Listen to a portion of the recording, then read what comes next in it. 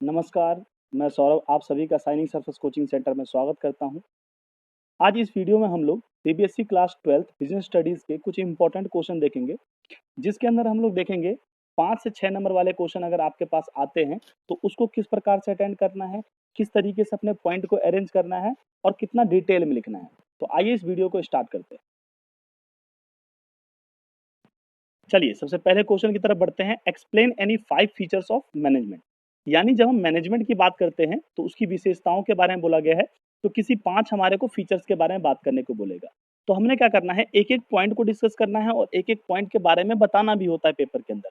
तो आप to the point answer देंगे और उसके बारे में एक्सप्लेन करेंगे किस प्रकार से। आइए स्टार्ट करते हैं। सबसे पहला है हमारा management is a group activity. तो इसके अंदर हम क्या लिखेंगे, मैनेजमेंट जब हम बात करते हैं कि बहुत सारे हम लोगों के साथ एक ग्रुप में काम करते हैं। किसी भी ऑर्गेनाइजेशन के अंदर क्या होता है, बहुत सारे लोग होते हैं और एक ग्रुप के अंदर काम करते हैं, जिनका एक कॉमन गोल होता है। समझ रहे हो ना बेटा, कि किसी भी ऑर्गेनाइजेशन में क्या होता है, एक कॉमन गोल होता है। अब उनके कॉमन गोल है तो उसमें अब बहुत सारे लोग हैं, तो उनमें क्या है, कम्युनिकेशन गैप हो सकता है, कोऑर्डिनेशन की कमी हो सकती है। बट मैनेजमेंट इन्हीं चीजों को बिल्ड करता है, उनके बीच में कम्युनिकेशन स्टैब्लिश करता है, उनके बीच में कोऑर्डिनेशन स्टैब्लिश करता है। तो इससे एडवांटेज क्या होता है हमारे को, हम ये अपने कॉमन गोल की तरफ, यानी जो ऑर्गेनाइजेशन का कॉमन गोल है उसको अचीव करने के लिए एक साथ मिलकर के काम करते हैं। ये हमारा पहला फीचर हो गया मैनेजमेंट का। आइए बढ़ते हैं सेकंड फीचर की तरफ। सेकंड फीचर है हमारा management is a goal oriented process. जब हम बात करते हैं मैनेजमेंट की, तो मैनेजमेंट क्या है, ये कॉमन गोल की बात करता है। मैनेजमेंट ये नहीं बोलता कि भाई आप अपना देखो अपना देखो। मैनेजमेंट कहता है कि हमारे को प्लानिंग में, ऑर्गेनाइजिंग में, डायरेक्टिंग में, स्टाफिंग में, कंट्रोलिंग में, इन सब में क्या करना है, अब इन सब के अंदर कोऑर्डिनेशन बिठा करके चलना है, ताकि जो कंपनी का एक कॉमन गोल है उसको हम अचीव कर सके। क्योंकि अभी थोड़ी देर पहले हमने बात किया कि बहुत सारे लोग हैं, तो वो सब अपना अपना देखेंगे तो फिर तो काम चलेगा नहीं। उनको एक साथ मिल करके प्लानिंग करना पड़ेगा, ऑर्गेनाइजिंग करना पड़ेगा, डायरेक्टिंग करना पड़ेगा, स्टाफिंग करना पड़ेगा, कंट्रोलिंग करना पड़ेगा। तभी जा करके क्या होगा, हमारा जो कॉमन गोल है उसको हम अचीव कर सकते हैं। तो ये हमारा सेकंड फीचर है। बढ़ते हैं थर्ड फीचर की तरफ।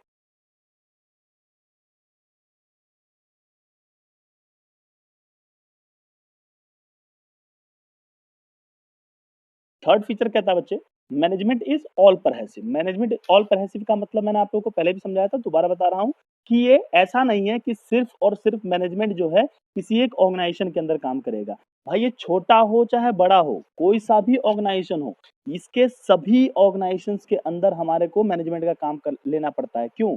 क्योंकि मैनेजमेंट जो है, मैनेजमेंट के बिना आप अपने ऑर्गेनाइजेशंस के अंदर कोऑर्डिनेशन स्टैब्लिश नहीं कर सकते हो, काम को इफेक्टिवली एफिशिएंटली नहीं करवा सकते हो, क्योंकि हर एक व्यक्ति अपने बारे में सोचेगा। तो जब आप मैनेजमेंट करोगे, चाहे लोगों का मैनेजमेंट करो, चाहे रिसोर्सेज का मैनेजमेंट करो, चाहे उनके बीच में कोऑर्डिनेशन बिठाओ, इन सब तरीके से आप मैनेजमेंट करोगे, तभी जाकर के क्या होता है, आपका ऑर्गेनाइजेशन का एडवांस तब जाकर के आपके ऑर्गेनाइजेशन का ग्रोथ होगा। तो इसलिए बोला जाता है मैनेजमेंट क्या है, ऑल परहेसिव है, यानी हर जगह काम आने वाला है। सिर्फ यही नहीं कि आपको जो है कॉमर्शियल ऑर्गेनाइजेशन के अंदर ही काम आएगा, ये नॉन कॉमर्शियल ऑर्गेनाइजेशन के अंदर भी काम आता है। यानी जब आप कोई गेम खेल रहे हो, जब आप चल रहे होते हो, जब आप खाना खा रहे होते हो, कोई भी एक्टिविटी कर रहे हो, तो उस दौरान भी आपको मैनेजमेंट का जरूरत पड़ता है। आइए बढ़ते हैं फोर्थ फीचर की तरफ।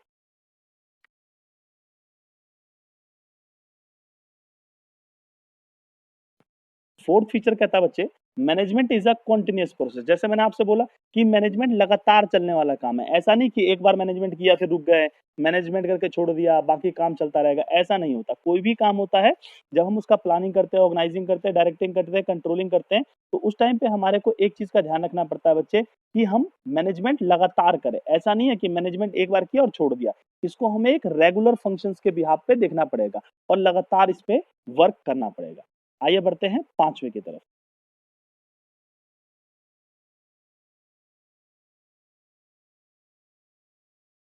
पांचवा कहता है बच्चे कि management is a dynamic function. यानी जो मैनेजमेंट है वो एक हमारा बदलते हुए इन्वायरमेंट के अंदर काम करता है। बदलते हुए इन्वायरमेंट के अंदर का मतलब क्या है, कि हम देखते हैं कि जो हमारा ऑर्गेनाइजेशन है उसको डेली नए नए चीजों के बारे में देखना पड़ता है, कई बारी क्या होता है, कोई चीज़ें हमारे को अचानक से ऐसी चीज़ें आती है जिसका हम एडवांटेज उठा सकते हैं। कई बारी ऐसी चीज़ें होती हैं जिसके कारण से हमारे कंपनी को लॉस हो सकता है। बट अगर हम मैनेजमेंट करते रहें तो इन सब चीज़ों के जो भी हमारे चेंजेस हो रहे हैं हमारे आस-पास में, चाहे वो पॉलिटिकल हो रहे हो, चाहे हमारे गोल से रिलेटेड हो, चाहे हमारी प्लानिंग के अंदर चेंजेस हो रहे हो, हम उसको एडॉप्ट कर सकते हैं।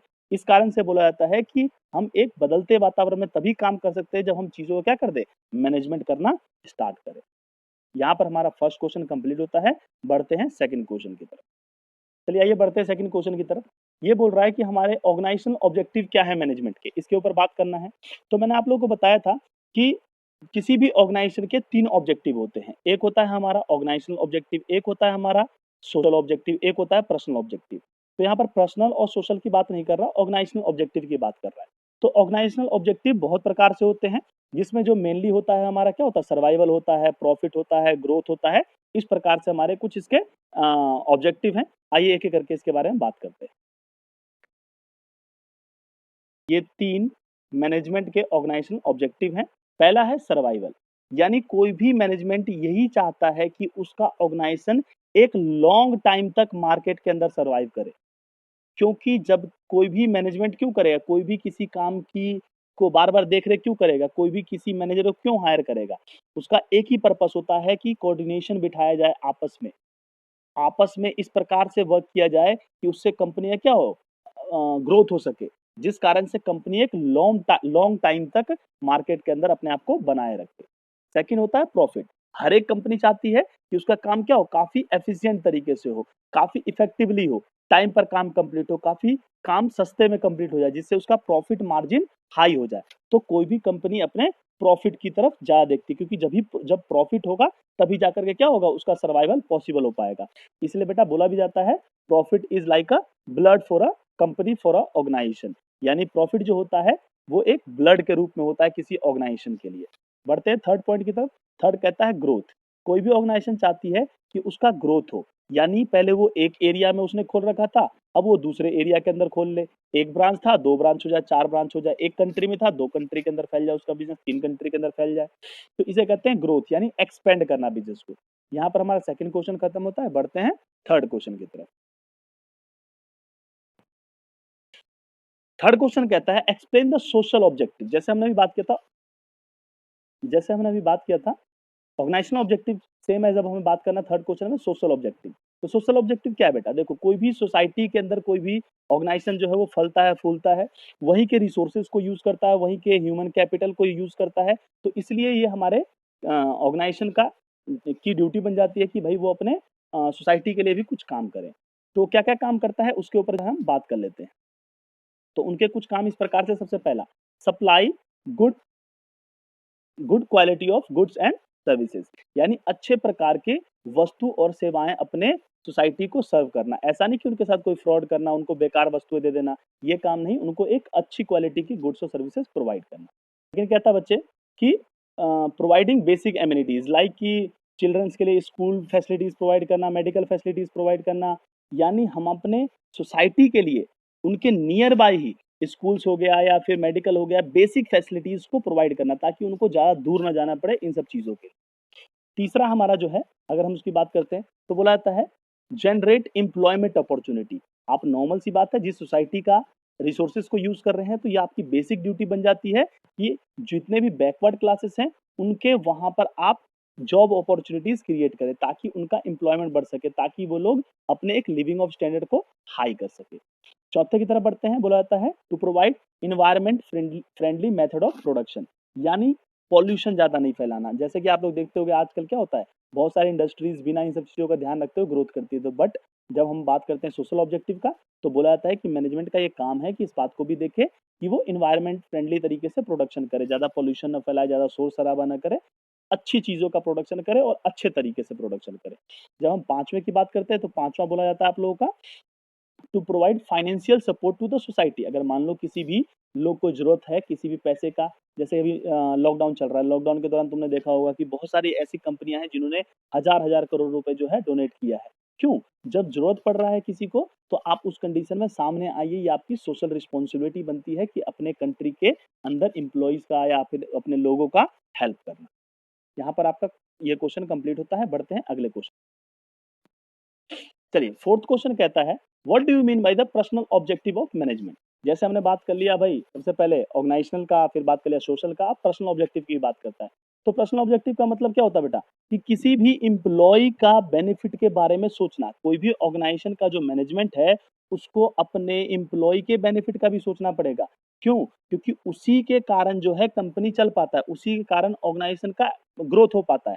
तो सबसे पहले मैनेजमेंट को ये भी देखना पड़ेगा कि वो अपने एम्प्लॉय के लिए क्या बेनिफिट्स कर रहा है, वो अपने एम्प्लॉयज की तरफ क्या रिस्पॉन्सिबिलिटीज को पे कर पाता है। तो आइए चलिए, सबसे पहला है financial needs like the competitive salary initiatives वगैरह। यानी कोई भी ऑर्गेनाइजेशन का सबसे पहला काम ये होता है कि एक अच्छा सैलरी देना अपने एम्प्लॉय को। बट अच्छा सैलरी का मतलब ये नहीं है कि किसी को उसके डिजर्व से ज़्यादा दे देना। डिजर्व के अकॉर्डिंग, जितना वो डिजर्व करता है उसके अकॉर्डिंग देना, बिना उनमें कोई भेदभाव किए हुए एक इक्वलिटी के साथ ट्रीट करना उनको।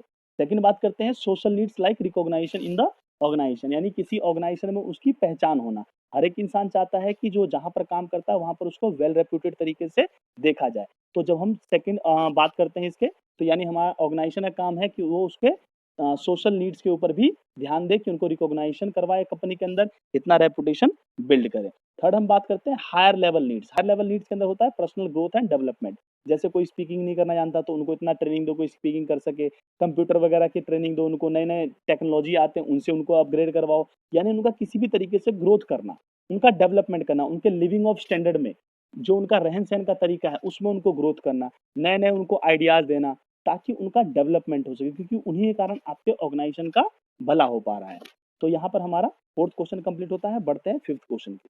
फिफ्थ क्वेश्चन कहता है explain 5 function of top level of management. अब देखो बेटा यहाँ पर अलग अलग क्वेश्चन आ सकता है। जैसे मैं अभी बात कर रहा हूँ टॉप लेवल ऑफ मैनेजमेंट का, तो ऐसी 2 क्वेश्चन और बन सकता है। कौन सा? मिडिल लेवल का और लो लेवल ऑफ मैनेजमेंट के, इनके फंक्शंस क्या होते हैं। तो अभी फिलहाल हम बात कर लेते हैं 5 functions of top level of management. देखो सबसे पहला क्या होता है इनका, डेवलप लॉन्ग टर्म ऑब्जेक्टिव। यानी जब भी कोई ऑर्गेनाइजेशन के जो टॉप लेवल ऑफ मैनेजमेंट होते हैं वो क्या सोचते हैं कि हम किस प्रकार से अधिक मैन पावर का प्लानिंग करें, ताकि हमारे को लॉन्ग टर्म के जो ऑब्जेक्टिव हम उसको अचीव कर सके, यानी लॉन्ग टाइम तक सर्वाइव कर सके, ज्यादा से ज्यादा प्रॉफिट हो। इन सब का मैनेजमेंट करना, इन सब की प्लानिंग करना किसका काम? हमारे टॉप लेवल ऑफ मैनेजमेंट का काम होता है। सेकंड है फार्मिंग ऑफ पॉलिसीज। जितने भी पॉलिसीज बनाए जाएंगे हमारे ग्रोथ एंड डेवलपमेंट से रिलेटेड, प्रोडक्शन से रिलेटेड, मार्केटिंग से रिलेटेड, पर्सनल से रिलेटेड, फाइनेंस से रिलेटेड, ये सभी कौन हमारा फॉर्म करेगा? ये हमारे टॉप लेवल ऑफ मैनेजमेंट का काम होता है कि वो इन सब चीजों के बारे में देखता है। थर्ड क्वेश्चन की तरफ बढ़ते हैं। थर्ड क्वेश्चन कहता है ऑर्गेनाइजिंग। ऑर्गेनाइजिंग का मतलब होता है कि मैनेजमेंट के अंदर जितने भी लोगों का जरूरत है, कहाँ पर कितने लोगों की जरूरत है, किस प्रकार से हमारे को ऑर्गेनाइजेशन को लेकर के चलना है, किस डिपार्टमेंट में हम किस लोग को कब हायर करें, कहाँ पर किन चीज़ों की जरूरत है, कहाँ पर किन रिसोर्सेज का जरूरत है, इन सब के बारे में ध्यान रखना। तो ये हमारा काम किसका होता है? ये हमारे टॉप लेवल ऑफ मैनेजमेंट का होता है। फोर्थ बात कर लेते हैं कि अपॉइंटमेंट्स का मतलब क्या होता है। इसका मतलब बच्चे कि जब ऑर्गेनाइज मैनेजमेंट का काम है कि ऑर्गेनाइजेशन के अंदर ऐसे लोगों का हायर करना, ऐसे लोगों को हायर करना जो हमारे कंपनी के ग्रोथ एंड डेवलपमेंट के ऊपर वर्क कर सके। यानी अच्छे और काफी वेल रेप्यूटेड या फिर काफी नॉलेज वाले मैनेजर्स को हायर करना, क्योंकि वही हमारे कंपनी को एक अच्छे डायरेक्शन में गाइड कर सकते हैं, अपने एम्प्लॉयज को अच्छे तरीके से गाइड कर सकते हैं, ताकि एफिशिएंट और इफेक्टिव तरीके से वर्क को कंप्लीट किया सके। पांचवे की तरफ बात करते हैं तो आता है कंट्रोलिंग। कंट्रोलिंग का मतलब क्या है कि भाई जितने भी हमारे टॉप लेवल ऑफ मैनेजमेंट होते हैं वो हमारे परफॉर्मेंस को देखते हैं, कि भाई कंपनी के लिए जो हम लोगों ने ऑर्गेनाइजेशन का गोल डिसाइड किया था, क्या हम उसके अकॉर्डिंग ही बढ़ रहे हैं या नहीं बढ़ रहे हैं। अगर बढ़ रहे हैं तो बहुत अच्छी बात है, नहीं बढ़ रहे हैं तो क्या गलतियां हो रही है उनको वो देखते हैं और फिर फ्यूचर के लिए दोबारा से प्लानिंग करते हैं। अगर मान लो जो उन्होंने प्लान किया था वो काफी अच्छा हो गया, तो वो उस पर भी नजर बना के रखते हैं, कंट्रोलिंग करते हैं कि भाई ऐसा क्या कारण रहा कि अच्छा हुआ, ताकि उससे हम फ्यूचर में और अच्छा कर सके। तो इस प्रकार से हमारे यहाँ पर आज जो है 5 और 6 नंबर वाले 5 क्वेश्चन कंप्लीट हो गए। होप सो कि ये वीडियो जो है आप लोगों के लिए यूजफुल रहा होगा। इसी प्रकार से अपना साथ बनाए रखिए और अपने दोस्तों के साथ जरूर शेयर कीजिएगा। तब तक के लिए अपना ध्यान रखिए। चलिए बाय, टेक केयर, सब है, एंजॉय योर लाइफ।